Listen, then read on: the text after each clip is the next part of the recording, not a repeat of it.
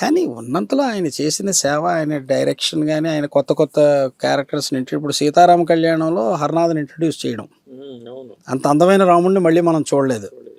అలాగేనండి శోభన్ బాబు గారికి కూడా ఈయనే పాత్రలు ఇచ్చేవారు కదా, లక్ష్మణుడు అని ఈయన ఇంకా ఎంకరేజ్ చేశారు ఈయన. మరి he was an institution by himself. Director, screen play, 3 పాత్రలు పోషించి అటువంటి మహాకళాకారుడికి ఇవ్వాలి. ముందు దాదాసాహెబ్ ఫాల్కే ఇవ్వండి, ఇవ్వరేమో, నాకు తెలిసి ఇవ్వరేమో. అంతే అయిపోయింది, చాప్టర్ అక్కడ అయిపోయింది అనుకుంటా. ఇవ్వచ్చు ఉన్న పరిస్థితులు చూస్తే ఆయనకి అంటే రాజకీయాలే ప్రధాన కారణం అండి దీనికి. ప్రధాన కారణం రాజకీయాలు. ఆయన వ్యక్తిగత జీవితంలో చోటు చేసుకున్న పరిణామాలు కూడా కొంతమంది వద్దంటారు. ఆ పరిణామాల దృష్ట్యా ఈయనకి అవార్డు వస్తే కొంత ఎవరో అందుకుంటారేమో అన్న కొంత అవి కూడా ఉన్నాయి కదా, ఆ ఫ్యాక్టర్స్ కూడా ఉన్నాయి. ఇవ్వాలి. ముందు దాదాసాహెబ్ ఫాల్కేతో గౌరవించుకోండి, తర్వాత భారత రత్న సంగతి ఆలోచించండి. అంటే నేను ఒకటండి, ఈ తెలుగు పౌరాణికాల మీద సమగ్రమైనటువంటి పరిశోధన జరగాలండి. జరిగింది, కొంతమంది రాశారు కానీ సరిపోదండి. ఏంటంటే మూలకు వెళ్ళి ఇప్పుడు మొదటి తరం పౌరాణిక చిత్రాల నటీనటులే కాక మొదటి తరం తిరుపతి వెంకట కవులు, బలిజేపల్లి లక్ష్మీకాంత కవి, నాదెండ్ల పురుషోత్తమ కవి, తర్వాత కత్తి వీరాస్వామి, తాండ్ర సుబ్రహ్మణ్యం, వీరు రాసిన నాటకాలనే వాళ్ళు సినిమాలుగా తీశారు.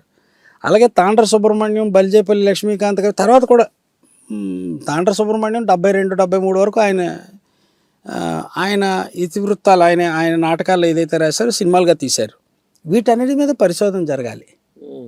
గ్రాంధికం ఎప్పటి నుంచి మొదలయ్యింది? మీకు 31 నుంచి 57 వరకు గ్రాంధికం లేదండి. కొన్ని యూట్యూబ్లో చూస్తే గ్రాంధికం ఎక్కడా లేదు. గ్రాంధికం అనేది నర్తనశాల, పాండవన్మాసం నుంచి కొంచెం మొదలై దానవేశ్వరకరణతో పీక్కి వెళ్ళింది గ్రాంధికం. దానవేశ్వరకరణ ఎలాగా అని ఎవరు అనలే, ఎలా అనలే, ఎటుల నేనే గెలిచిన ఎడల, ఆయనే ధర్మజుడే గెలిచిన ఎడల, ధర్మమే గెలిచినది మీరు అందరూ ఏదో చేయలేకపోయేవారా, ఎక్కడా కూడా. కానీ ప్రజలు మాట్లాడే భాష లేకుండా సినిమా ఎలా హిట్ అయింది? అదంటే స్పీడ్, పంచ్, రామారావు గారి నటన, పెర్ఫార్మెన్స్, లేదా బహుజన్మ సుకృత ప్రదీపాలబ్ధ సహజ కవచ కర్షక వైఢూర్యములు ప్రభాదిత్యోలికి వాంఛలు చెలరేగా ఎవరికైనా అర్థమవుతుందా? నాకు వాంఛలు చెలరేగా నాకు అర్థమైంది. మరి అది ప్రజలు కంఠస్థా పెట్టి మిమిక్రీ ఆర్టిస్టులు ఇప్పటికీ మిమిక్రీ ఎలా యాక్ట్ చేశారు అర్థం కావట్లేదు. ఆయన నటన, సెట్ లో డైలాగ్ ఎలా చెప్పారు, ఈ పర్టికులర్ ఈ డైలాగ్ కి చప్పట్లు పడతాయి. లాస్ట్ ఇదే ఇన్స్ట్రక్షన్స్ లో లాస్ట్ పీస్ ఆఫ్ ఇన్స్ట్రక్షన్ ఇదే.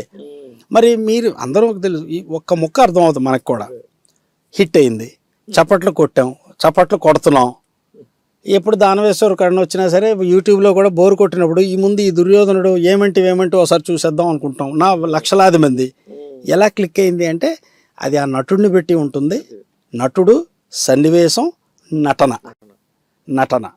ఈయన మట్ల మీద నుంచి వచ్చి ఇన్స్ట్రక్షన్స్, మామ గాంధార సార్వభౌమ సురుచిర మణిమ ఏదో దేన్ని సింహాసనం తెప్పి ఇలా అనుకొని వెళ్తాడు కదా, ఇలా రౌండ్ చేసి వస్తాడు. అది క్లిక్ అయింది జనాల్లో. మరి మిగతా యాక్టర్లు కూడా వేశారు కానీ వాళ్ళ డైలాగులు ఎక్కడా? నాకు తెలిసి ముత్యాల ముగ్గు డైలాగ్స్ వినేవాళ్ళం చిన్నప్పుడు. దుకాణాల్లో, కిల్లి కొట్లు, అట్లో ఇళ్లల్లో కూడా టేప్ రికార్డర్లు ఉంటే ఎవరికైనా తక్కువ. నెక్స్ట్ దానవీర సూరకర్ణ, మరి ఇప్పటికీ వింటుంటాం అవి. అదేంటే నటుడిని పెట్టి ఉంటుందండి. ఆ గ్రాంధికపు తర్వాత మళ్ళీ 2-3 సినిమాలు వచ్చాయి కానీ దానిలో పెద్దగా గ్రాంధికం ఏమీ లేదు. సార్ పౌరాణికాల్లో ఇప్పుడు ఎన్టీఆర్ గారు మనం మర్చిపోలేము. ఆ పాత్ర ఎలివేట్ అయిందంటే కొంత హీరోయిన్ల పాత్ర కూడా ఉంటుంది. అట్లా న్యాయం చేసిన హీరోయిన్ మీరు భావించిన వాళ్ళు? నా వ్యక్తిగత అభిప్రాయం అంజలిదేవి గారండి. రామారావు గారు తర్వాత కాంతారావు గారు, ఎస్వి రంగారావు గారు, అంజలిదేవి గారికే పెద్దపీట వేయాలి. ఎందుకంటే ఆమె 50లో మాయారంభలో నటించారు. ఆవిడకి అది 2వ 3వ పౌరాణిక సినిమా. ఆవిడ తర్వాత అడపాదడప అక్కడక్కడ జానపదాల్లో వేశారు. ఆవిడ జానపదాల్లో వేస్తూ ఒక్కసారి లవకుశలో ఈ రోజుకి సీతమ్మ ఎవరు అంటే ఆమె. లవకుశ తర్వాత 2-3 సినిమాల్లో సీతగా వేశారు ఆమె. అంతకుముందు సతీ అనసూయగా వేశారు ఆమె. సతీ అనసూయ, రుక్మిణి, సీతగా కూడా 4-5 సినిమాలు వేసి మన సతీ సుమతి, ఇలాగా విభిన్నమైనటువంటి పాత్రలు పోషించి హీరోయిన్, అన్నిట్లో హీరోయిన్ ఆమె తెలుగు పౌరాణికాల్లో హీరోయిన్లకి ఎవరికి అగ్రతాంబూలం ఇవ్వాలంటే అంజలిదేవి గారికి ఇస్తానండి నేను. తర్వాత the tie is between Jamuna and Lakshmi garu, వీళ్ళిద్దరు. అయితే కన్నాంబ గారు ఏదైనా పాత్ర పోషిస్తేనండి ఆవిడ కన్నా రాయల్టీ ఎవరి పాత్రలో ఉండదు.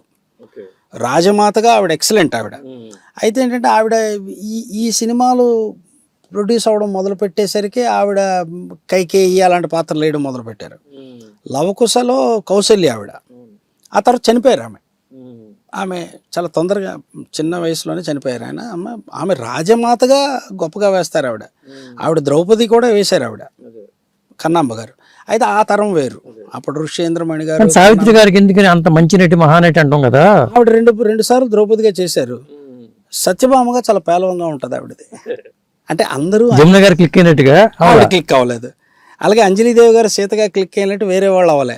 అలాగే అంజలిదేవి గారు ఎప్పుడు సత్యభామ చేయలేదు, చేసినా క్లిక్ అవ్వరు ఆవిడ చాలా సౌమ్యంగా ప్రశాంతంగా ఉండడం వల్ల. అలాగే కృష్ణకుమారి గారు కూడా 17-18 క్యారెక్టర్లు చేశారు, కానీ ఆవిడ కూడా ఇలా సౌమ్యంగా ఏదో రుక్మిణి, సత్యభామ కాస్త పొగరుగా ఉంటే ఈవిడ చాలా వినయ విధేతలతో ఉన్న రుక్మిణి, ఇలాంటి జాంబవతి, ఇలాంటి క్యారెక్టర్ ఈవిడ చేశారు. లక్ష్మి గారు మళ్ళీ సత్యభామగా క్లిక్ అయ్యారు. ఆవిడ ద్రౌపదిగా చేశారు, కుంతిగా చేశారు, గాంధారిగా చేశారు ఆమె అండి. బట్ అంజలిదేవి గారు అండి. సావిత్రి గారు రెండు సినిమాలో ద్రౌపది, ఒక సినిమాలో సత్యభామ, ఇంకో సినిమాలో పార్వతి, ఇలా 2-3 కార్తవరాయన్ కథలో కూడా హీరోయిన్ ఆవిడ. కానీ పౌరాణిక చిత్రాల్లో సావిత్రి గారు ఆ రికార్డు లేదు ఆవిడ. అది తర్వాత మీరంటే ఇతర కళాకారులు, మన తెలుగు పౌరాణికాలు ఈరోజు చెప్పుకుంటున్నాం అంటే దానికి ఆత్మ ఘంటసాల గారండి. ఆయన లేనిదే తెలుగు పౌరాణిక చిత్రం లేదు.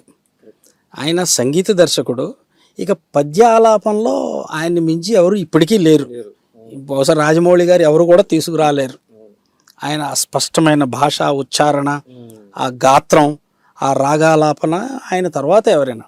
ముఖ్యంగా పాండవ వనవాసంలో భీముడు ఆంజనేయుడి చేతిలో ఓడిపోయి అప్పుడు ఒక శ్లోకం పాడతాడు ఆయన, ఘంటసాల గారు. ఏది ఘంటసాల గారి మరి రాయబారం సీన్లు కానీ చేయింది ఏంటి చెప్పండి. ఘంటసాల గారి నోటి నుంచి వెలువడనేది ఏముంది పౌరాణిక చిత్రాల్లో ఆయన. తర్వాత సంగీత దర్శకులు, అందులో ఘంటసాల గారు, మళ్ళీ అక్కడ కూడా ఆయన రాజేశ్వరరావు గారు, పెండ్యాల గారు. ఎక్కువ చిత్రాలకు సంగీతం దర్శకత్వం వహించింది వీళ్ళే. టీవీ రాజు గారు, కేవి మహాదేవన్ గారు, ఈ 5గురే ఎక్కువ. మన ఆ 20 ఏళ్ళు స్వర్ణయుగంలో చూసుకుంటే ఎక్కువ సంగీతం నేర్పింది వీళ్ళే. తర్వాత దర్శకులు కేవీ రెడ్డి గారు అంటారు, కానీ కేవీ రెడ్డి గారు 3 చిత్రాలే పౌరాణికాలు ఆయన. కమలాకర కామేశ్వరరావు గారు, ఇండియన్ సిసిల్ డి మిల్లీ, ఆయన 10 కమాండ్మెంట్స్ అవి తీశారు కదా ఆయన. కమలాకర కామేశ్వరరావు గారు 13 చిత్రాలకు దర్శకత్వం వహించారండి ఆయన. 13 బాలలతో కూడా చేశారు. బాలభారతం 13లో 9 ఎన్నో సూపర్ హిట్లు. 1-2 పోయి ఉండొచ్చు, అది వేరే సంగతి. బాపు గారు, ఎన్టీ రామారావు గారు ఉండనే ఉన్నారు.